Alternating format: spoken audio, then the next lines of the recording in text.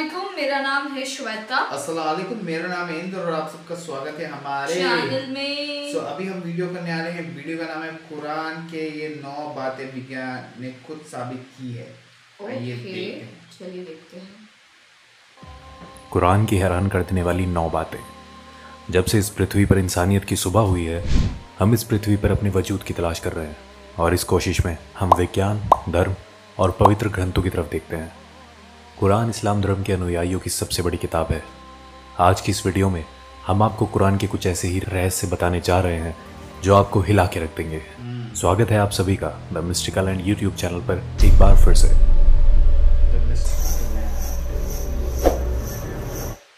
Video शुरू करने से पहले ये जानना ज़रूरी है कि कुरान कोई साइंस की किताब नहीं है, मगर कुरान में कई साइंटिफिक और हिस्टोरिकल फैक्ट्स मिलते हैं जिनमें से कुछ बातों को समझने में तो हम सफल हुए हैं, लेकिन अभी भी कई ऐसी बातें कुरान में मिलती हैं जिन्हें हम आज तक समझने की कोशिश कर रहे हैं। कुरान में कुछ ऐसी भविष्यवाणी भी की गई हैं जो अब तक सच हो चुकी हैं। आइए मिलकर जानते हैं कुरान के सबसे चौंकाने वाले तथ्य। नंबर 1, ऑरिजिन ऑफ लाइफ, जीवन की उत्पत्ति। हम सभी जानते हैं कि पानी जीवन के लिए सबसे ज़रूरी तत्व है। कुरान इसी विचार में एक असाधारण दावा करता है। कुरान कहती है कि जिंदगी पानी में पैदा हुई है। पानी को ही पृथ्वी पर जीवन की उत्पत्ति के लिए मूल तत्व माना गया है। इसकी पुष्टि इस बात से होती है कि पृथ्वी पर रहने वाले समस्त प्राणियों के सेल्स या कोशिकाएं पानी से बनी हुई है। मिसाल के लिए किसी भी जंतु की कोशिकाएं या साइटोप्लाज्म 80% पानी होता है। फैक्ट ये है कि जीवित प्राणी ज़्यादातर पानी से ही बने होते हैं और इसकी पुष्टि माइक्रोस्कोप के आविष्कार के बाद ही हो पाई है। अरब के रेगिस्तान में रहने वालों की ये सोच अपने आप में हैरान कर देने वाली है कि पृथ्वी पर जीवन पानी के कारण ही संभव है। नंबर 2, आयरन, लोहा। लोहा प्राकृतिक रूप से धरती पर पाई जाने वाली धातु नहीं है। ये धरती पर अंतरिक्ष से आया है। ये अपने आप में चौंकाने वाली बात है, मगर ये सच है। वैज्ञानिकों ने ये खोज लिया है कि अरबों साल पहले पृथ्वी की टक्कर उल्कापिंड से हुई थी। अद्भुत बात यह है कि ये उल्कापिंड लोहे से भरे हुए थे और पृथ्वी से टकराने के कारण जबरदस्त विस्फोट हुआ जिसमें ये फैल गए। कुरान का लोहे की उत्पत्ति पर 57-25 आयत में कहना है, हमने लोहे को नीचे धरती पर भेजा है समस्त मानव जाति के फायदे के लिए। लोहा धरती का नहीं मगर दूसरी दुनिया से आया है। इस बात की पुष्टि 7वीं शताब्दी के वैज्ञानिकों द्वारा करना नामुमकिन सा लगता है। Number 3, skies protection. आसमान हमारी हिफाजत करता है। पृथ्वी को सूर्य की हानिकारक किरणों से बचाने में आसमान एक बहुत ही महत्वपूर्ण रोल अदा करता है। अगर आसमान नहीं होता तो सूर्य की रेडिएशन पृथ्वी पर समस्त जीवन को जलाकर नष्ट कर चुकी होती। आसमान पृथ्वी के चारों ओर लिपटे हुए कंबल की तरह है जो पृथ्वी को जमाने वाली ठंड से भी बचाता है। आकाश के ऊपर का तापमान लगभग -270 डिग्री सेल्सियस होता है। आकाश पृथ्वी पर ग्रीन हाउस इफेक्ट पैदा कर यहाँ के जीवन को सूर्य की रेडिएशन और अंतरिक्ष की जमा देने वाली ठंड दोनों से ही बचाता है। ये आकाश के कुछ ऐसे काम हैं जो हमें प्रोटेक्ट करते हैं। कुरान हमसे आसमान को समझाने के लिए 21-32 आयत में कहती है कि हमने आसमान को तुम्हारे लिए एक हिफाजती छत बनाया है और तुम हमारे इशारों को नज़रअंदाज कर रहे हो। कुरान आसमान के हिफाजती इशारे को गॉड या अल्लाह द्वारा बनाया गया बताती है। आधुनिक विज्ञान द्वारा आकाश की पृथ्वी को प्रोटेक्ट करने की क्षमता 20वीं सदी में की गई रिसर्च से साबित होती है। नंबर 4, द माउंटेन्स, पहाड़। कुरान हमारा ध्यान पहाड़ों के बारे में एक बहुत ही खास पहलू की ओर खींचती है। क्या हमने दुनिया को आराम करने वाली जगह नहीं बनाया और पहाड़ों को धरती का खोटा नहीं बनाया? कुरान हमें बताती है कि पहाड़ों की जड़ें धरती में बहुत गहरी हैं और असल में भी ऐसा ही है। पहाड़ धरती में काफ़ी गहरे तक गड़े हुए होते हैं। इसकी पुष्टि जियोफिजिस्ट फ्रैंक प्रेस द्वारा लिखी गई किताब अर्थ में उन्होंने लिखा है कि पहाड़ असल में खोटे की तरह होते हैं और धरती के काफ़ी नीचे तक दबे हुए होते हैं। माउंट एवरेस्ट, जिसकी ऊंचाई धरती की सतह से लगभग 9 किलोमीटर ऊपर है, उसकी धरती के नीचे की गहराई 125 किलोमीटर के करीब है और इसका पता लगाना 20वीं सदी की शुरुआत में प्लेट टेक्टोनिक्स टेक्निक के आविष्कार के बाद ही संभव हो पाया है। नंबर 5, एक्सपेंडिंग द यूनिवर्स, ब्रह्मांड का विस्तार। जब खगोलीय विज्ञान अपनी शुरुआती दौर में थे, कुरान में ब्रह्मांड के फैलने का बयान किया गया। कुरान में 51-47 आयत में कहा गया है कि ब्रह्मांड को हमने ही अपनी सृजनात्मक शक्तियों से बनाया है और इसको हम बढ़ाते रहेंगे। ये तथ्य कि ब्रह्मांड निरंतर बढ़ रहा है, ये रहस्य हम पिछली सदी में ही जान पाए हैं। जाने माने फिजिस्ट स्टीफन हॉकिंस अपनी किताब a brief history of time में लिख गए हैं कि ब्रह्मांड को बढ़ाने की खोज 20वीं सदी की सबसे बड़ी भौतिक क्रांतियों में से एक है। चौंकाने वाली बात यह है कि कुरान में इस बात का जिक्र टेलीस्कोप की खोज से पहले ही हो चुका था। नंबर 6, सन्स ऑर्बिट, सूरज की कक्षा। 1512 में खगोलीय विज्ञानी निकोलस कॉपरनिकस ने सूर्य के बारे में अपनी राय पेश की। उनके मुताबिक सूर्यमंडल में सूर्य अपने कक्ष में स्थिर रहता है और बाकी के ग्रह उसके इर्द गिर्द चक्कर लगाते हैं।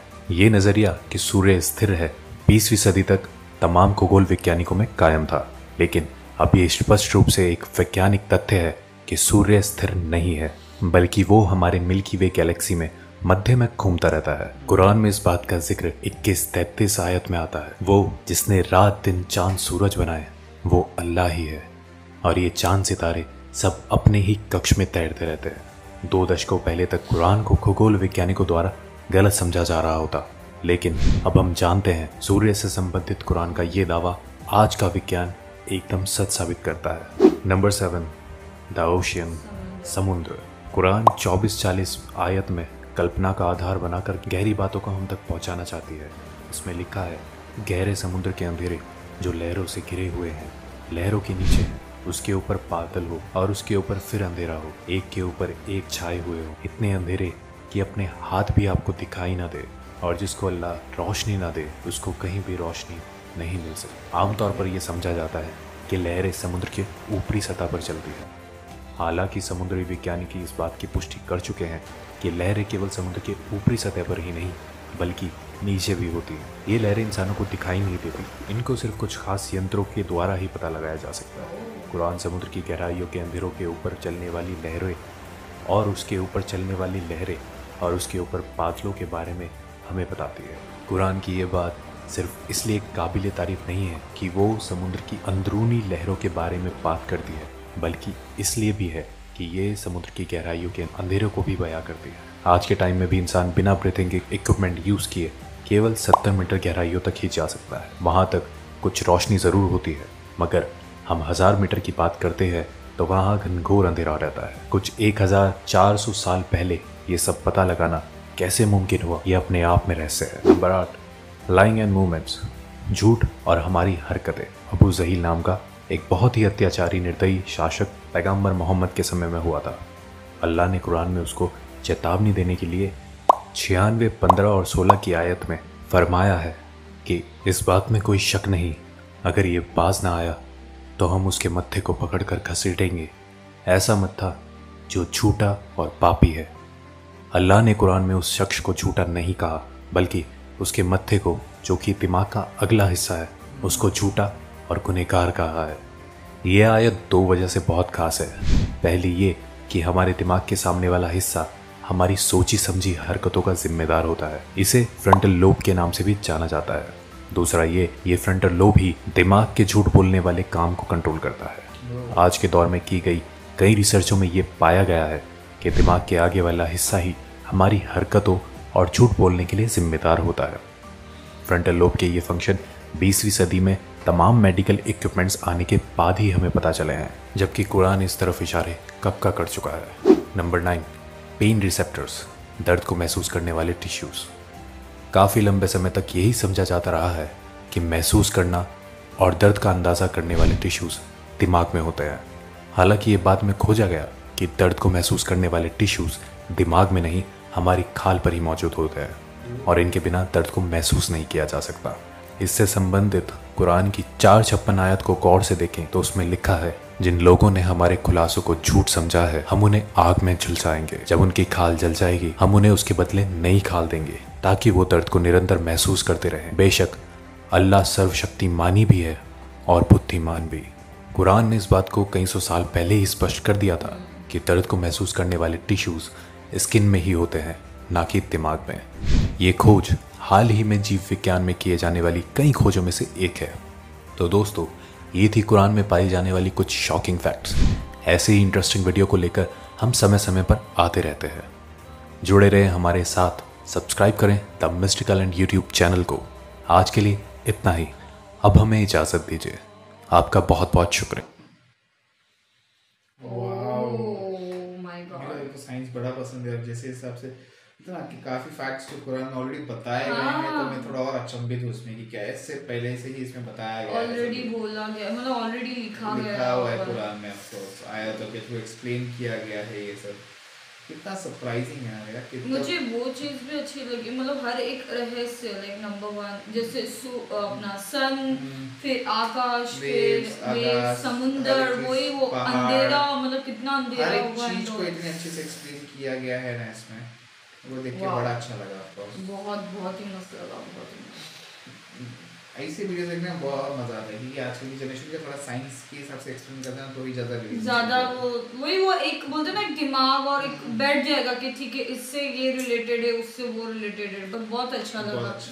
हम और वीडियोस देखेंगे गाइस, तब तक के लिए बस आप सबको हमारे वीडियो को like, subscribe, share, comment, click on the bell icon. Bye bye.